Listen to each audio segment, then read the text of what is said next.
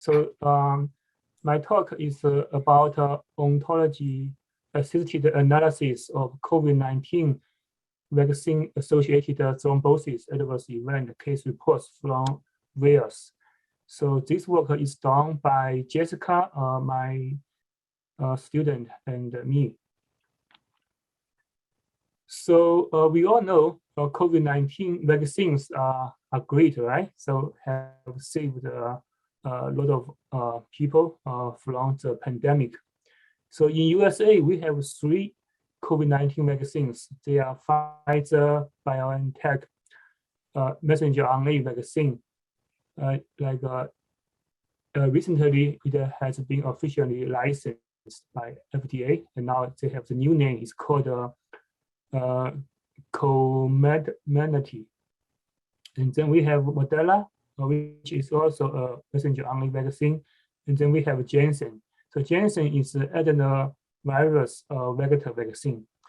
And nationally, in many other countries, there are many different vaccines as well, like the AstraZeneca vaccine has been widely used in UK, Europe, and Canada, which is also a viral vector vaccine. So in general, vaccines are quite safe, right? So we definitely encourage people to get vaccinated. In real cases, these vaccines have been associated with some adverse events. So I want to have some advertisement here. We also have developed a COVID-19 vaccine knowledge base. Here I provide the website link here, and we collected all the different type of vaccines. Now have more than 100 COVID-19 vaccines at the different stages now available there, and we give all the details. And then we also provide vaccine safety results.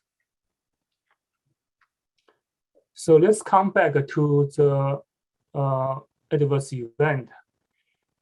So first time I think is from the AstraZeneca vaccine. They found some weird syndrome. It's called thrombosis with thrombocytopenia syndrome.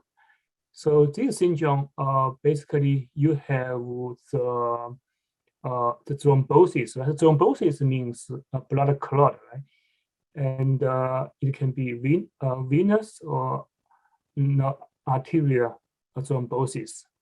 And then meanwhile, you can find the thrombocytopenia, which is low blood platelet count. And then they also found in Janssen, right? So USA does not usually use AstraZeneca, but Janssen is popular in USA.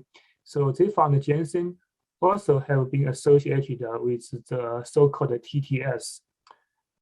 So April, the USA Advisory Committee on Immunization Practices recommended a pause of the usage of the vaccine.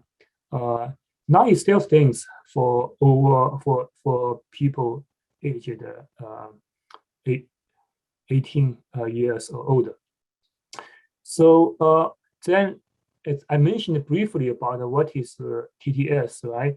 So TTS for the thrombosis, it particularly occurred at some unusual sites like cerebral, sinus, venous thrombosis or plasmic thrombosis. But then let's say VAERS, right? The vaccine adverse event reporting system, is the default system to report FDA US adverse events. So the VAERS is using a controlled vocabulary called measure, for reporting purpose.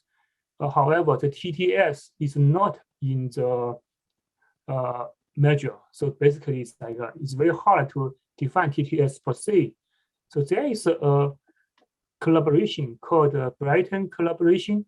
So they have defined TTS That's a rare syndrome that involves acute venous or arterial thrombosis and a new onset thrombocytopenia in patients with no recent known exposure to heparin, because heparin can also induce something similar. So they say, okay, yeah, this one does not account. This is VAERS. And then vaccine adverse events is one that we have been developing and now has been used widely in the community. So it's an oval foundry ontology as well. So this study, is to trying to, so the OAE has some advantages than measure in many cases, like hierarchical, like structure and annotation, definition, and the linkage to anatomical locations. So we have many papers about this one.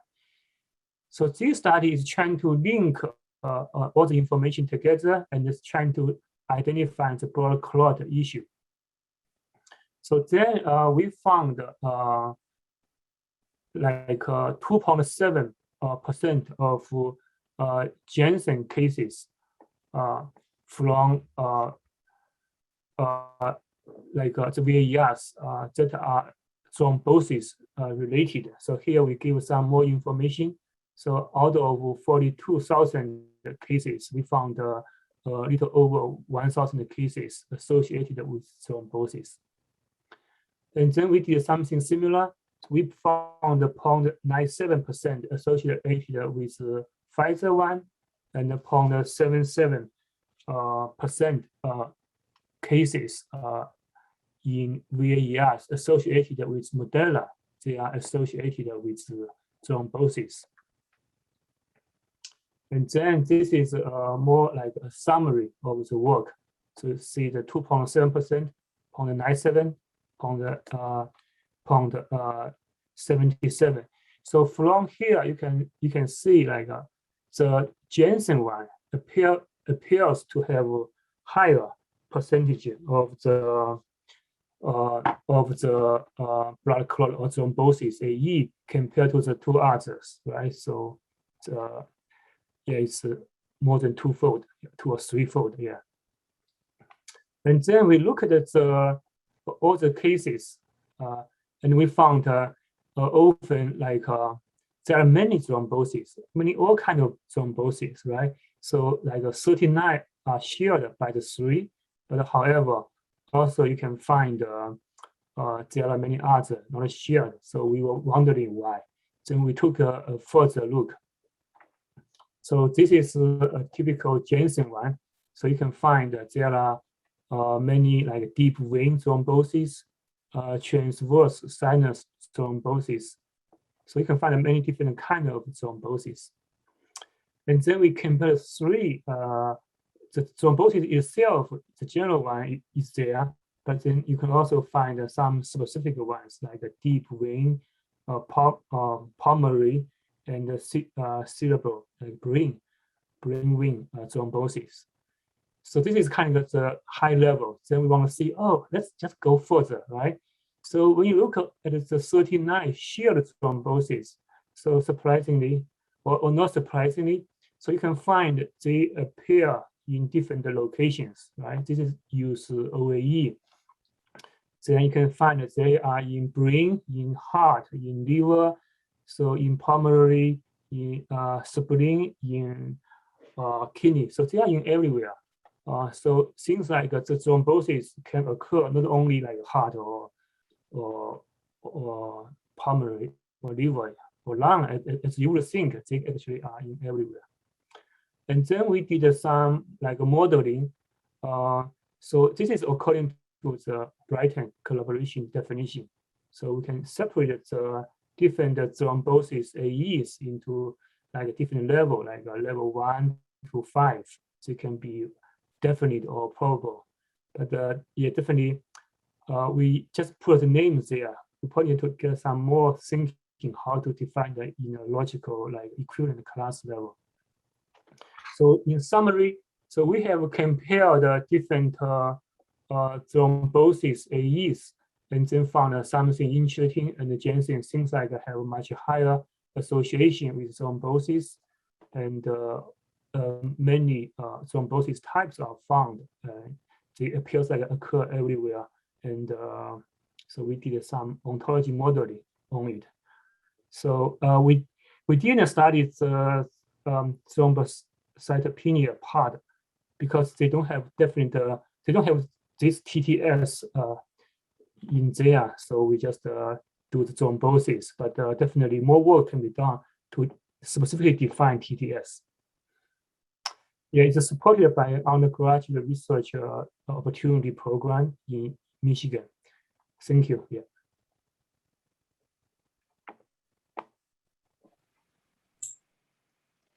Thank you, Oliver. Any question about this paper? Yeah, I have a question to Oliver.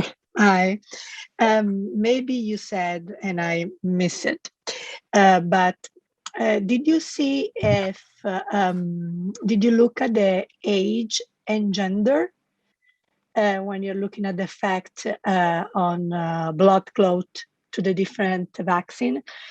Because, for example, the Pfizer vaccine has been given mostly to older people than the Janssen one.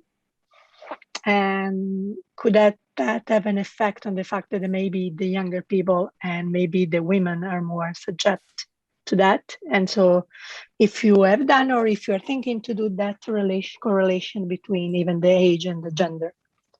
Yeah, that is a very good question. Yeah, we didn't do age and gender for this study, but it can be a future work. Yeah.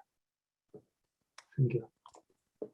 Can I also ask some questions or just a comment, Oliver? Yeah, I think there is limitations of the VAERS database, right?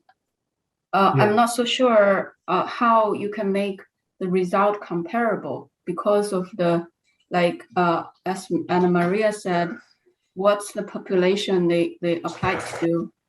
You need to give some kind of a basic background information of the data you find out from the VAERS database. So then we know those comparisons make sense.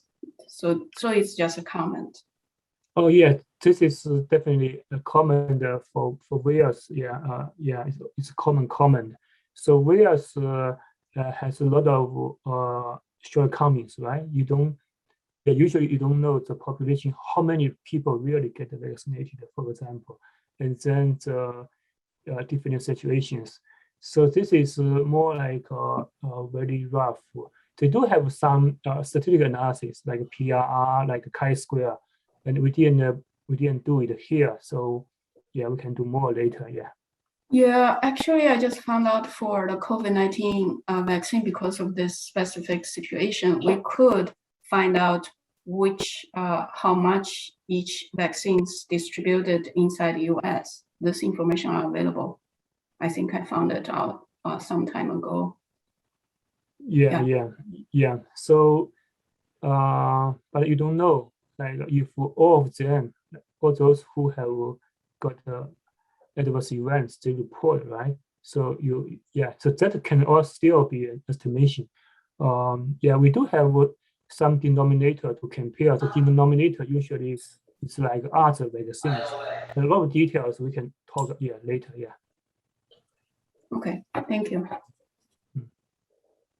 Oliver, I'm also wondering, maybe I missed the part. So for Janssen, there's only one dose, but for the other two vaccines, there are 2 doses, right? So did you take that into consideration also? Oh yeah, that's a very good comment. No, we didn't. But yeah, you are right. I think they have the information. We also have the information. We didn't consider. We just consider. Yeah, we didn't. Yeah, just any reports. Yeah. So that's another thing. Yeah, we can think later. But Janssen is only 1 dose, right? So you would think, you know, like it's a lot of more thrombosis AEs with only just one dose. If you think of 2 doses, it's likely there are even more. Yeah. Yeah, especially the first dose and second dose, the reporting patterns are also different, basically. So that might be also a confounder for the analysis. Yes. Yeah. And also like, especially for the US, I think the vaccine was on market early 2020 or late 2019, starting from I'm sorry. So it starting from late 2020 to early 2021, right? So the first group of people who got the vaccine are usually, like frontliners, like healthcare providers, healthcare workers, right? So their reporting pattern is actually very different than like the general population. So probably, you also want to consider the time factors. I see. Yeah. So that's good. Yeah. So we have many factors to consider. Yeah, for a more comprehensive study. Yeah. Thank you.